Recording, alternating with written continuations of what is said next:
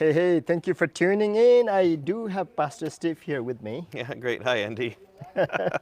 and he's coming from all the way Chicago, Yep, Chicago, America, Illinois. Illinois, and I'm from Nepal. Yep.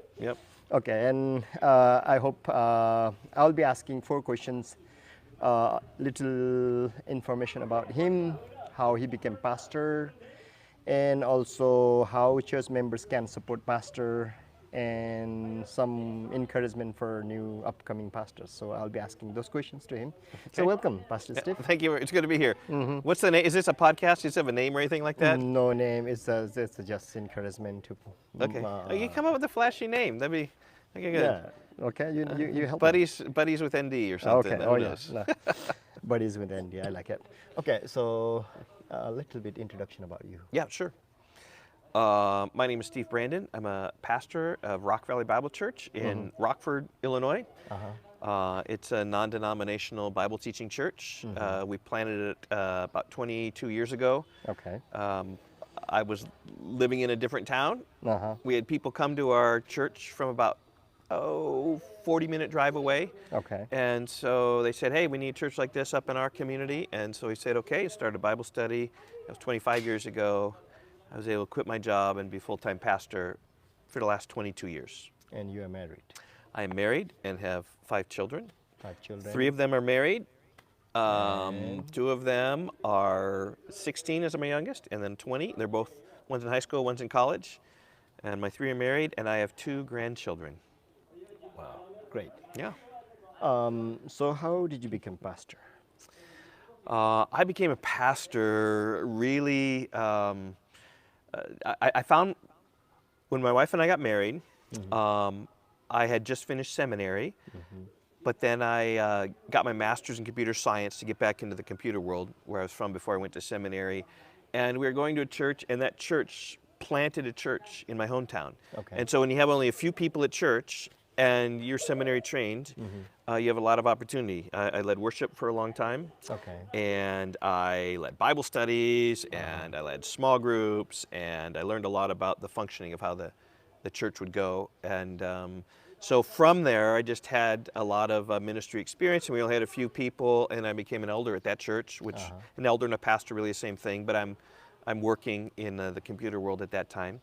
And then we had these folks come down from this other town, and so I started a Bible study in this town, and it started growing up when it got to be about 10 families. I quit my job, and the church supported me, and then I became a pastor. So really, I did not really seek it so much as it found me kind of organically. We started one church, and then we're asked to start another church, and so that second church I was pastoring.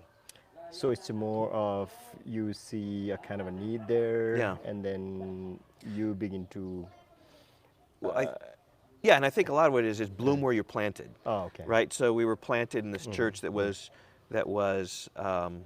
like not very big because we just started it, and I was blooming there and prospering, and so that's what took me there. And if I would be at a bigger church, you know, it'd be bloom where I was maybe in a bigger church and just pursuing things of ministry. And I really wasn't seeking to say, oh, I have to be a pastor. More like it came my way. So I was not seeking. I was willing, you know, for sure, but I was not saying, oh, let me be your pastor. Let me go and try to find that. Rather, I just started ministering, and God then provided the circumstances that I could become a full-time pastor. Okay. So you didn't see a dream, and then your No, hair didn't no. turn into white or No. something like that. No, nothing like that. More it was, I was working in the computer world, Okay. and these people said, hey, we want a church planted, and there was nobody else at our church who was able to do that. So Okay. looking around and basically saying, well, I'll be the guy. And with church plant, I was willing to try starting the church, and if it didn't work, I'd gladly go back to my my IT job, my computer job, or some type of job and stay in that, and yet still minister in the church, you know, for sure. So whether I'm paid or not paid, or full-time or part-time, I was willing to be involved. I am willing to be involved in the church. And what happened was once I was able then to be supported by another church to start this church, I was freed up. Really to do everything that I was doing. So I was working a full-time job, and yet also pastoring this church plant, doing both of those. And then financially I was able to drop this and to just focus full-time on that. It was much relief. but people saw how much time I was spending with ministry and doing those sorts of things, preaching and teaching and leading. They saw me doing that, and so the church more affirmed that in me, and so that sort of blossomed. Yeah. So you are grateful that you took pastoral work or job or Yes, ministry? I am mostly grateful. Okay. I always say computers is a lot easier than pastoring. What I Yeah. was doing with computers was way easier because if you have a problem with the computer, you just turn it off and turn it on again and it starts. But I've been looking for 25 years for the on-off button to people. Well, Okay. if there's a problem with people, you turn them Right, off right, and then right. turn them on again and they start working right. No. Yeah. It's much more challenging to be a pastor Right. than it was to be in the computer field, but far more rewarding to be a Yeah. pastor. And Yeah. there've been ups and downs, but I would say that, boy, I do not regret that decision for a moment. Just even especially think about eternity, think about the opportunities I've had, think about the joy of seeing people come to Christ or grow in Jesus. Right. That has given to me for sure. Yeah. Yeah, ministry is challenging anybody, but at the same time it's rewarding. You Yeah. already said that one. So there are so many believers, they want to support their pastors. Yeah. If you have to tell them this is how you support your pastor, what will be your recommendation or your Yeah. suggestion to believers? Yeah, I would say two things. I would say, first of all, ministry is very discouraging.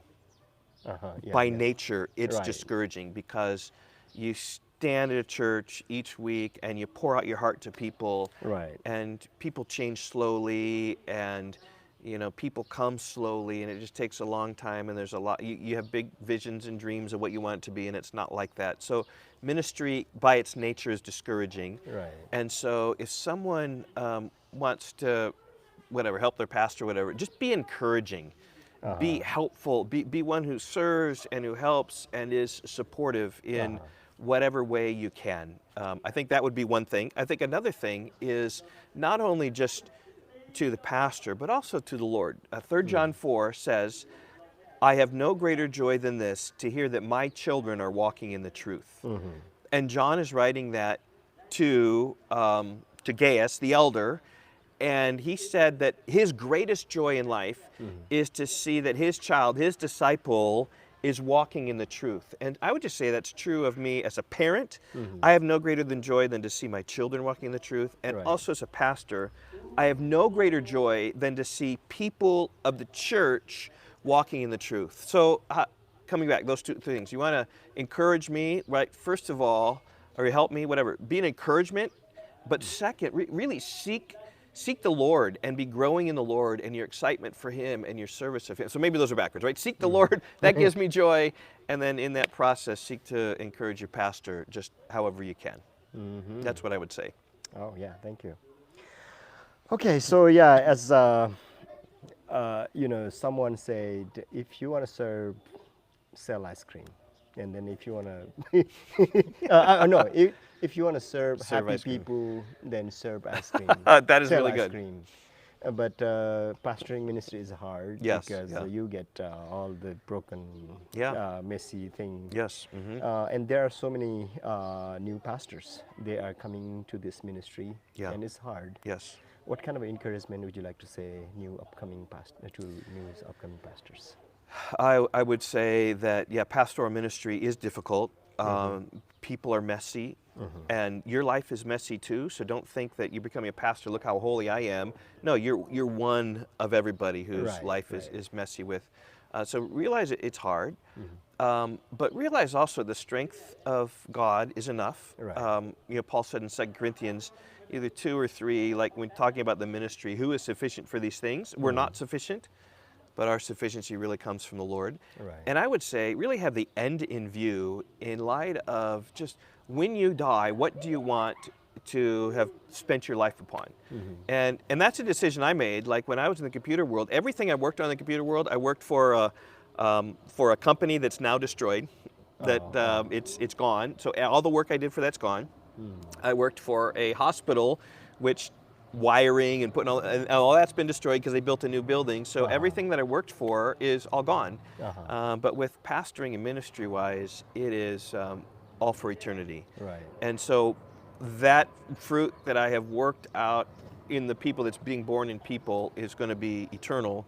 And so I would say have an eternal perspective that someday you will give an account to the Lord um, for how you have shepherded and how you have served your people. And as you've served them well, you can look forward with joy to that.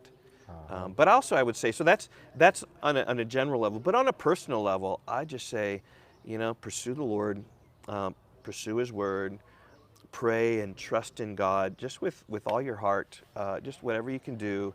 And I would say also be yourself. Find your area of giftedness, find in your ministry what it is that you do well, where it is you lack, pull people around you to help in that. But really seek the Lord, be gracious and patient, walk in the fruit of the Spirit, and trust God for the eternal fruit.